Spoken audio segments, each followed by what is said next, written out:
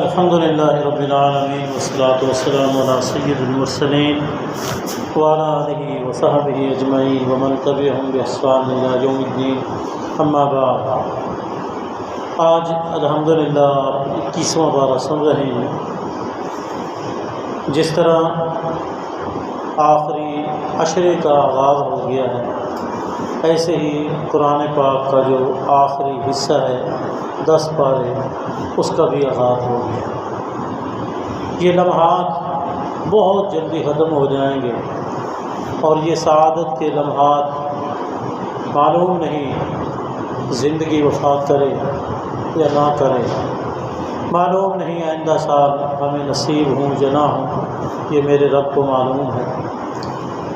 کامیابی اسی میں ہے کہ ان لمحات کو ہم اپنے لیے غنیمت سمجھیں اور جس قدر ہو سکتا ہے ہم اس سے فائدہ اٹھا لیں، اسی میں ہماری کامیابی ہے۔ یاد رکھیں، رسول اکرم صلی اللہ علیہ وسلم کو اللہ پاک نے ابھی نبوت نہیں دی تھی، اللہ نے آپ کو نبی نہیں بنایا تھا، لیکن اس سے پہلے ہی آپ وہ غار جس کا نام غار حرا ہے اس میں آپ چلے جاتے تھے۔ حضرت خدیجہ رضی اللہ تعالیٰ عنہ آپ کو کھانا تیار کر دیتی، وہ بھی ساتھ لے جاتے اور پھر کئی دن آپ وہیں رہتے۔ اندازہ لگائیں کہ وہ غار کے اندر رات کو اکیلے رسول اللہ صلی اللہ علیہ وسلم رہتے تھے، کوئی بھی نہیں ہوتا تھا، اکیلے رسول اللہ صلی اللہ علیہ وسلم۔ دن کو آپ وہیں وقت گزارتے، رات کو آپ وہیں وقت گزارتے اور وہیں اللہ کو یاد کرتے، حالانکہ ابھی تک آپ کو نبوت نہیں ملی تھی۔ اس قرآن کا جو آغاز ہے وہ پھر اسی غار کے اندر ہی ہوا، پہلی وحی وہیں آئی، اقرأ بسم ربک الذی خلق۔ یہ نبی علیہ السلام کا وہاں اکیلا رہنا، جانا، وہیں اللہ کی عبادت کرنا، اپنے گھر بار کو چھوڑ دینا، اللہ کو یہ بہت پسند آیا اور اس کیفیت کو اللہ پاک نے عبادت کا ایک حصہ بنا دیا۔ کچھ کام ایسے ہوتے ہیں جو کرنے والا کرتا ہے، جب وہ کر رہا ہوتا ہے تو اس وقت وہ عبادت نہیں ہوتی، لیکن وہ کرنا اللہ کو اتنا پسند آتا ہے کہ اللہ عبادت کا درجہ دیتے ہیں اور اللہ اس کو عبادت کا حصہ بناتے ہیں۔ اس کی 2-3 مثالیں آپ کے سامنے رکھتا ہوں۔ حضرت حاجر علیہ السلام اپنے شیر خوار بچے کو لے کے وادی غیر ذی زرع میں وقت گزار رہی تھی۔ کھانے پینے کا کوئی ساز و سامان زیادہ نہیں تھا، وہی تھیلی میں تھوڑا بہت تھا جو دے کے حضرت ابراہیم علیہ السلام واپس مڑے۔ صحیح بخاری کے اندر مکمل تفصیل موجود ہے۔ جب واپس جانے لگے تو اور کوئی بھی وہاں نہیں تھا، اکیلے ماں بیٹا تھے اور اس وادی کے اندر چھوڑ کے واپس جانے لگے، اور یہ اپنی مرضی سے نہیں چھوڑ کے جا رہے تھے بلکہ اللہ کے حکم سے چھوڑ کے جا رہے تھے۔ جب واپس جانے لگے تو حضرت حاجر علیہ السلام نے آواز دی ابراہیم علیہ السلام کو کہ ہمیں کس کے سہارے چھوڑ کے جا رہے ہیں؟ حضرت ابراہیم علیہ السلام نے واپس مڑ کے نہیں دیکھا۔ کیوں؟ ممکن ہے یہ اہل و عیال کی محبت غالب آ جائے اور میں اس امتحان میں ناکام نہ ہو جاؤں۔ 1 مرتبہ آواز دی، 2 مرتبہ آواز دی، جب تیسری مرتبہ آواز دی ابراہیم علیہ السلام نے پیچھے مڑ کے نہیں دیکھا تو حاجر علیہ السلام نے کہا ہمیں اللہ کے سہارے پر چھوڑ کے جا رہے ہیں۔ تو حضرت ابراہیم علیہ السلام نے اپنے سر سے اشارہ کیا کہ ہاں، تو حضرت حاجر علیہ السلام کہنے لگے پھر اللہ ہمیں ضائع نہیں کرے گا۔ اگر اللہ کے سہارے تم چھوڑ کے جا رہے ہو، اللہ کے حکم سے چھوڑ کے جا رہے ہو، پھر اللہ ہمیں ضائع نہیں کرے گا۔ حضرت حاجر علیہ السلام نے وہ تھیلی میں جو کچھ تھا وہ کھاتی رہی اور پانی صرف وہی تھا جو وہ ساتھ لائی، اور پانی کسی جگہ نہیں تھا۔ بالآخر وہ کھانے پینا جو بھی ساز و سامان تھا وہ سب ختم ہو گیا۔ اب بچے نے تو دودھ پینا ہے، اور تو نہ کوئی فروٹ تھے، نہ کوئی دلیا تھا، نہ کوئی اور چیز تھی بچے کے کھلانے کے لیے، وہی ماں کا دودھ تھا۔ جب ماں کو ہی خوراک نہیں ملے گی تو دودھ کہاں سے آئے گا؟ بالآخر پریشان ہوئی، اور یقین جانیں ماں باپ اپنی بھوک برداشت کر لیتے ہیں لیکن اولاد کی بھوک وہ برداشت نہیں ہے۔ خود بھوکا رہ کے ماں باپ اپنی اولاد کو کھلاتے ہیں، خود جاگ کے ان کو سلاتے ہیں، اپنے نیچے گیلا بستر رکھ کے ماں وقت گزار لیتی ہے لیکن اپنے بچے کے نیچے پھر بھی خشک بستر رکھتی ہے۔ تو حضرت حاضر علیہ السلام نے جب دیکھا کہ اب کوئی چیز نہیں ہے، کوئی پانی بھی نہیں ہے، تو بچہ رو رہا ہے، کبھی وہ صفا پہاڑی پر چڑھتی کہ دیکھتی شاید کوئی بندہ نظر آ جائے، پھر کچھ نہ نظر آتا تو پھر دوڑتی ہوئی پھر مروہ پہاڑی پر جاتی، پھر کچھ نظر نہ آتا تو پھر صفا پہاڑی پر جاتی۔ یہ کبھی صفا پر کبھی مروہ پر، کبھی صفا پر کبھی مروہ پر۔ میرے رب کو یہ دوڑنا اتنا پسند آیا کہ اللہ نے عبادت کا حصہ بنا دیا۔ اب جب تک کوئی عمرہ کرنے والا، کوئی حج کرنے والا صفا مروہ کے درمیان اس طرح نہیں دوڑے گا جس طرح حاضر علیہ السلام دوڑے ہیں تو اس کی وہ عبادت اللہ کی بارگاہ میں قبول نہیں ہے۔ یہ دوڑنا اللہ کو اتنا پسند ہے۔ ایسے ہی محمد رسول اللہ صلی اللہ علیہ وسلم مکہ میں آئے اور آپ اور آپ کے ساتھی بخار کی وجہ سے بیمار تھے، کمزور تھے۔ جب مکہ میں پہنچے تو مشرکین مکہ طرح طرح کی باتیں کرنے لگے کہ یہ تو لاغر ہیں، کمزور ہیں، یہ بیمار ہیں۔ رسول اکرم صلی اللہ علیہ وسلم تک بات پہنچی۔ آپ نے فرمایا جب بیت اللہ کے ارد گرد تم نے طواف کرنا ہے تو کندھے ہلانا ہے، دشمن کو محسوس نہیں ہونے دینا کہ ہم کمزور ہیں، بلکہ ان کو یہ احساس دلانا ہے کہ ہم طاقتور ہیں۔ اور یہ کندھے جو ہلا رہے تھے عبادت سمجھ کر نہیں ہلا رہے تھے، یہ کندھے جو ہلا رہے تھے اللہ کے حکم سے بھی نہیں ہلا رہے تھے، یہ صرف اور صرف مشرکین مکہ کو دکھانے کے لیے۔ اللہ کو یہ بات اس قدر پسند آئی، اللہ پاک نے طواف کا حصہ بنا دیا۔ اب جب تک کوئی شخص طواف کے دوران کندھے نہیں ہلائے گا اس کا طواف اللہ کی بارگاہ میں قبول نہیں ہوگا۔ مرد حضرات کے لیے حکم ہے۔ ایسے ہی رسول اکرم صلی اللہ علیہ وسلم جو بات آپ کے سامنے رکھی ہے کہ نبی صلی اللہ علیہ وسلم غار حرا کے اندر چلے جاتے تھے، ہر بار کو چھوڑ کے راتیں وہاں گزارتے، دن وہاں گزارتے، کبھی بھوکے اور پیاسے بھی رہتے۔ اللہ کو یہ بات اس قدر پسند آئی کہ رسول اللہ صلی اللہ علیہ وسلم پر جو دین اتارا گیا اس کے اندر آخری عشرے کے اندر یہ طواف کی عبادت رکھ کر در حقیقت یہ یاد تازہ ہوتی ہے محمد رسول اللہ صلی اللہ علیہ وسلم کے غار حرا میں گھر بار کو چھوڑ کر الگ تھلگ رہنے کی یہ یاد کیا ہوتی ہے تازہ۔ اس لیے ساتھیو یہ عشرہ شروع ہو چکا ہے، اس عشرے کے اندر رسول اکرم صلی اللہ علیہ وسلم کا جو معمول تھا اس معمول کو ہمیں سمجھنا چاہیے۔ آپ کا کوئی گناہ نہیں تھا، گناہ کا تصور نہیں تھا، آپ کی زندگی میں نیکیاں ہی نیکیاں تھیں، اور آپ 24 گھنٹے اللہ کی اطاعت اور فرما برداری کے اندر رہتے تھے۔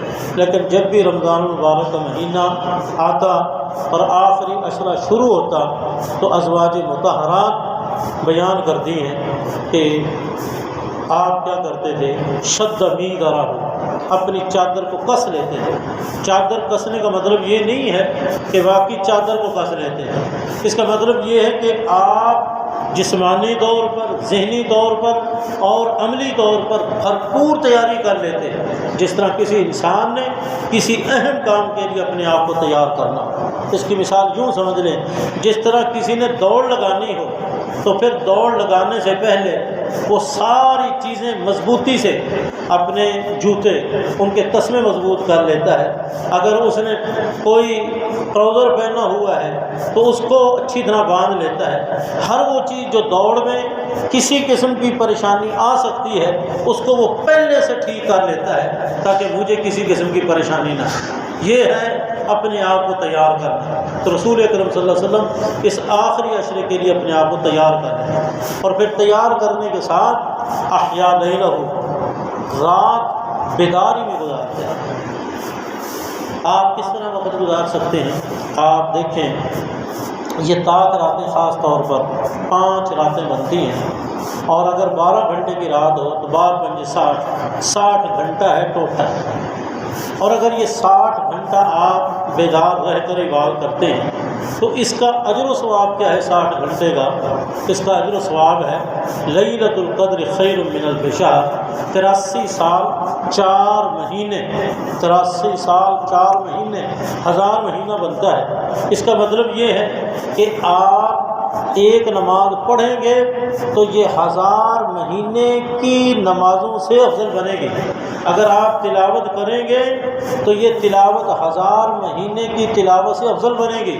اگر آپ اس میں ذکر اذکار کریں گے تو یہ ذکر اذکار 1000 مہینے کی ذکر اذکار سے افضل بنے گا۔ اور ٹوٹل وقت کتنا ہے؟ 60 گھنٹے۔ اچھا، ان 60 گھنٹوں میں ہم ویسے روٹین میں ہم کتنا جاگتے ہیں؟ مغرب کے بعد ہم جاگتے ہیں، عشاء کے بعد بھی تقریباً عام طور پر لوگ 11 بجے تک جاگتے ہیں، 11 بجے تک جاگتے ہیں۔ بعض اوقات تو 12 بجے تک بھی جاگتے ہیں، بعض اوقات 1 بجے تک بھی جاگتے ہیں، بعض اوقات یہ ہوتا ہے کہ ویسے نہیں سوتے۔ تو اگر ہم عام روٹین میں دیکھیں تو 3-4 گھنٹے بنتے ہیں درمیان میں سونے کے۔ اگر ان طاق راتوں میں تقریباً کوئی یہی 5 چوک 20 گھنٹے بن جائیں گے، 60 گھنٹے میں سے 20 گھنٹے ہیں ہمارے روٹین میں سونے کے۔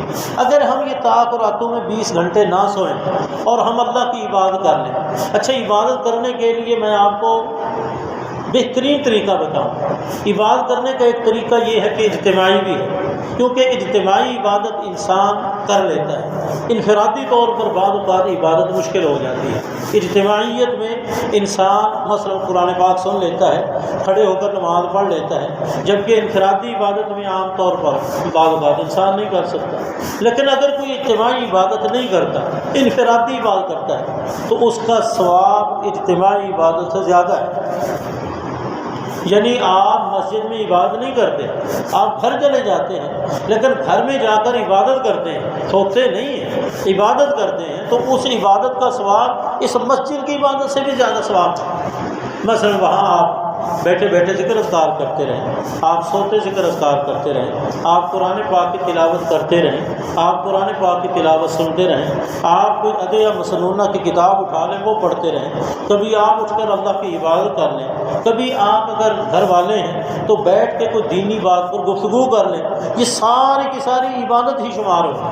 ایسے ہی مسجد کے اندر ہیں جو اعتکاف میں ہیں، وہ بھی کسی صورت میں اپنے آپ کو مصروف رکھیں، کھڑے نہیں ہو سکتے بیٹھ کر کر لیں، بیٹھ کر نہیں تو سو کر لیں، کبھی ذکر اذکار کر لیں، کبھی قرآن پاک کی تلاوت کر لیں، کبھی کھڑے ہو کر نماز پڑھ لیں، یہ ساری کی ساری عبادات شمار کی جائیں گی۔ تو ان 10 راتوں میں ہم نے اپنے آپ کو مصروف رکھنا ہے، خصوصاً طاق راتوں میں۔ اور رسول اللہ صلی اللہ علیہ وسلم کا یہ بھی معمول تھا، احیا لیلا، آپ صرف اکیلے نہیں، آپ خود بھی جاگتے تو ایقظ اہلہ، اپنے اہل و عیال کو بھی جگاتے تھے۔ کوشش کریں اپنے بیوی بچوں کو، اپنے گھر کے افراد کو بھی رغبت دلائیں، شوق دلائیں۔ یقین جانیں بعض اوقات بچوں کو اتنا ہی کہہ دیا جائے کہ بھائی صبح جو ہے نا آپ کو 100 روپیہ دیں گے، آپ 100 روپیہ لے لینا، آپ اپنی مرضی کی چیز لے لینا، آج آپ بھی ہمارے ساتھ ہی بات کریں۔ بچہ 100 روپے کی خاطر وہ ساری رات آپ کے ساتھ ہی بات کریں، 100 روپے کی خاطر۔ اگر آپ اسے کہیں کہ بیٹا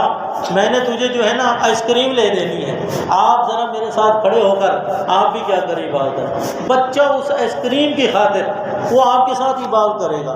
ابھی اس کو یہ پتہ نہیں ہے، لیکن میرا رب اس بچے کی عبادت سے بھی خوش ہو جاتا ہے کہ بچہ ہے، ابھی اس کو فہم و فراست مکمل نہیں، لیکن وہ اللہ کے آگے کھڑا ہے تو اللہ کو کتنا پسند آئے گا اس بچے کا کھڑا ہونا۔ تو آپ اپنی اہل و عیال کو بھی جگائیں اور کوشش کریں اپنے وقت کو ضائع نہ کریں، خاص کر اعتکاف میں بیٹھنے والے ساتھی فضول لغویات گفتگو نہ کریں، خاموشی اختیار کریں اور ہر ایک کے آرام کا خیال کریں۔ ایسا نہ ہو کہ کوئی سویا ہوا ہے اور آپ اونچی آواز سے تلاوت کرتے ہیں، آپ کا یہ اونچی آواز سے تلاوت کرنا غلط، آپ اس کے آرام کا خیال رکھیں، آپ آہستہ تلاوت کر لیں، تھوڑا سا دور ہو کے تلاوت کر لیں، ایک دوسرے کے آرام کا خیال رکھیں، مسجد کے تقدس کا خیال رکھیں، اور جس مقصد کو لے کے آپ اللہ کے گھر آئے ہیں اس مقصد میں اپنا وقت گزاریں اور اس کو رسم نہ بنائیں، شبدہ بازی نہ کریں اور اس کے ساتھ ساتھ یہ شہرت والا کام نہ کریں۔ ایسا نہ ہو کہ وہاں بھی 24 گھنٹے آپ کے پاس موبائل تھا اور یہاں بھی 24 گھنٹے آپ کے پاس موبائل ہے۔ جس معتکف کے پاس موبائل ہے سوال ہی پیدا نہیں ہوتا کہ وہ صحیح معنی میں اعتکاف ہے۔